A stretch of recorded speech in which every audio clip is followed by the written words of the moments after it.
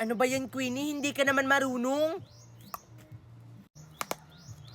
Paano ba kasi ang hirap naman gumawa ng balon eh?